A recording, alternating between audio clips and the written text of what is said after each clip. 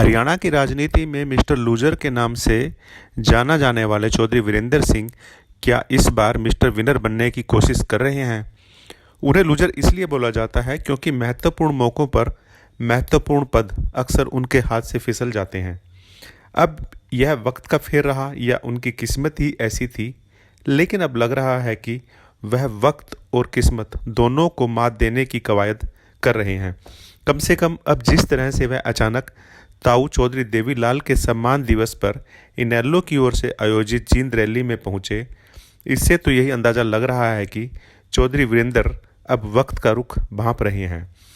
वह भाजपा में लंबे समय से हाशिए पर हैं। हालांकि भाजपा ने उनके बेटे बृजेंद्र सिंह को हिसार से सांसद का चुनाव लड़वाया और इस वक्त वह हिसार से भाजपा के सांसद हैं। भाजपा ने चौधरी वीरेंद्र सिंह को मंत्री भी बनाया, उनकी पत्नी को भी विधायक बनाया, लेकिन अब वह लंबे समय से चुप हैं। उन्होंने चुनाव में लड़ने की घोषणा भी कर रखी है। इसके बाद भी वह अक्सर किसान आंदोलन को लेकर अपनी ही पार्टी यानी कि भाजपा पर सवाल उठाते रहे हैं। अब यकायक वह इनेलो की रैली में पहुंच गए हैं। इससे हरियाणा की राजनीति में खासी हलचल सी मची हुई है। राजनीति में एक वरिष्ठ और हमारे बड़े बुजुर्ग नेता के तौर पे होती है। आप चौटाला लिखो ना लिखो, ओम प्रकाश नाम जब लिया जाएगा तो पहले ये सोचेंगे ओम प्रकाश। वैसे तो ओम प्रकाश नाम बहुत हैं, लेकिन इन्होंने हरियाणा की राजनीति में अपनी एक जगह बनाई। हरियाणा की राजनीति हमेशा चौधरी देवीलाल, जो एक कर्मठ और एक ऐसे नेता थे जिन्होंने इस गांव के समाज को लड़ने का, संघर्ष करने का, अपने अधिकारों को मांगने का, लड़ाई के माध्यम से, संघर्ष के माध्यम से एक रास्ता दिखाया था जिसमें आज भी हरियाणा चल रहा है। और ये रास्ता सिर्फ हरियाणा के लिए नहीं, आज ये देशव्यापी रास्ता है। किसानों के अधिकारों की बात हो, नौजवानों के भविष्य की बात हो और महिलाओं की, इनके अधिकारों की बात हो, इन अधिकारों को देश की आजादी से पहले किसान ने तो यह समझ लिया था कि भगवान ने ऊपर से उतार तो दिया, पैदा तो हो गया, लेकिन यूं ही घुट घुट के मर जाना है। उसकी आत्मा में एक संकोच पैदा हो गया कि मेरा तो कोई समाज में जगह ही नहीं है। उस वक्त दीनबंधु छोटू राम जी ने उस किसान को झकझोरा, उस कमेरे वर्ग को झकझोरा और उसको कहा, नहीं, तुम बेचारा नहीं है, मैं तेरे को राज का मालिक बनाऊंगा, तू लड़, तू उठ और तू अपने काम में किसी की परवाह मत, भगवान तेरे ऊपर है, तुझे हमेशा कामयाबी मिलेगी। इस चीज को पैदा किया आज से 100 साल पहले उस महापुरुष ने, और उस काम को आगे बढ़ाया चौधरी देवीलाल ने।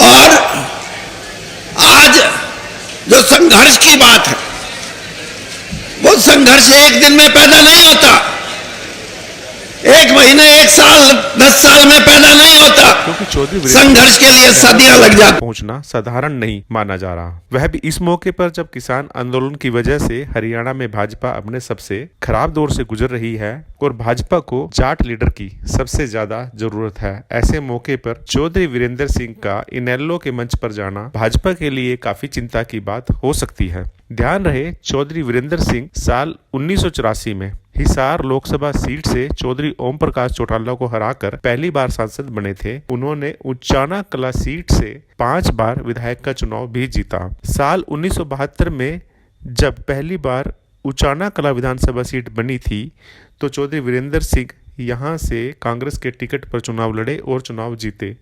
इमरजेंसी के बाद जब कांग्रेस के प्रति हरियाणा में ज़बरदस्त गुस्सा था और कांग्रेस की मात्र 5 सीट आई, तब भी चौधरी वीरेंद्र सिंह एमएलए का चुनाव जीत गए थे। उन्होंने उचाना से 1977, 1980, 1994, 1996 और 2005 में विधायक का चुनाव जीता।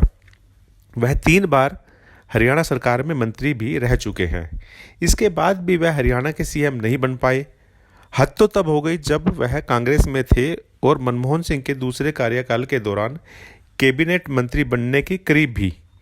उन्हें निमंत्रण भी दे दिया गया, लेकिन अंतिम समय में यूपीए 2 कैबिनेट में उन्हें शामिल नहीं किया गया।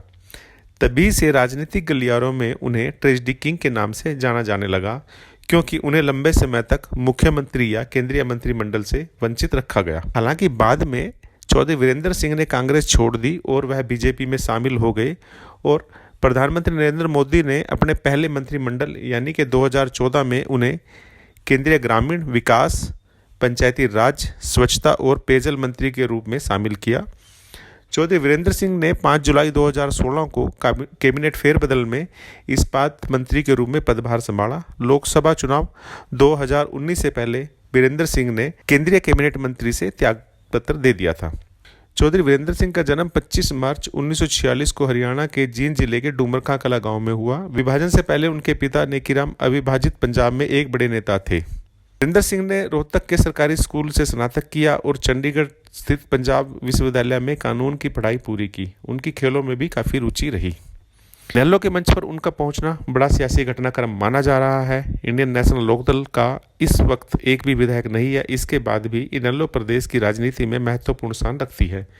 जिस तरह से प्रदेश का घटनाक्रम बदल रहा है, इनेलो खुद को बड़ी भूमिका के लिए तैयार कर रही है। इनेलो न सिर्फ प्रदेश बल्कि तीसरे मोर्चे के नाम पर केंद्र में भी मजबूत पकड़ बनाने की कोशिश में है।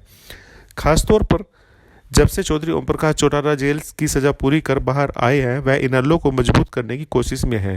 इनेलो के लिए भी यह वक्त करो या मरो जैसा है, क्योंकि चौधरी ओम प्रकाश चौटाला के दूसरे बेटे अजय चौटाला और उसके पुत्र दुष्यंत और दिग्विजय ने मिलकर जननायक जनता दल बनाया है। इस वक्त उनकी पार्टी भाजपा के साथ सरकार में है।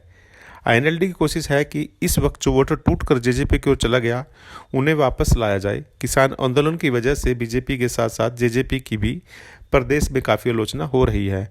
उनका पारंपरिक वोटर इस वक्त नाराज है। इनेलो को लगता है यदि वह सरकार का विरोध करती है तो पारंपरिक वोटर टूटकर बीजेपी जेजेपी की ओर चला गया, वह वापस आ सकता है। इसके साथ ही इनेलो बड़े नेताओं को भी अपने साथ जोड़ रही है। जींद इनेलो के लिए भी खासा मायने रखता है। जींद चौधरी वीरेंद्र सिंह के लिए भी खास है। इस वजह से इनेलो के साथ हाथ मिलाकर क्या जींद की सियासी ज़मीन को अपने लिए एक बार फिर से चौधरी वीरेंद्र सिंह सियासी आधार बनाने की कोशिश कर रहे हैं। चौधरी वीरेंद्र सिंह कोई भी बड़ा निर्णय काफ़ी देर से लेते हैं, लेकिन इस बार जिस तरह से उन्होंने तेजी दिखाई, भाजपा में रहते हुए इनेलो के साथ मंच साझा किया, इससे प्रदेश के सियासी जानकार अंदाज़ा लगा रहे हैं कि क्या चौधरी वीरेंद्र अब बदल रहे हैं। वह तेजी से निर्णय लेकर अपने लिए नई संभावना तलाश रहे हैं। तो क्या कांग्रेस के बाद भाजपा और भाजपा के बाद उनकी अगली मंजिल इंडियन नेशनल लोकदल हो सकती है? हरियाणा की राजनीति के जानकारों का कहना है कि यह हो सकता है, क्योंकि चौधरी वीरेंद्र सिंह किसी भी वक्त कुछ भी कर सकते हैं। वह इनेलो के साथ मिलकर भी अपनी नई राजनीतिक पारी की शुरुआत कर सकते हैं। बहरहाल जो भी हो, लेकिन एक बात तो साफ है, इनेलो के मंच पर आकर चौधरी वीरेंद्र सिंह ने भाजपा को साफ संदेश दे दिया कि उन्हें गुजरे वक्त का नेता न माना जाए। अभी उनमें दम बाकी है। भाजपा के लिए यह चुनौती भी है, भाजपा के लिए यह चेतावनी भी है और संदेश भी। अब देखना यह है कि भाजपा के थिंक टैंक इसे किस अंदाज में लेते हैं।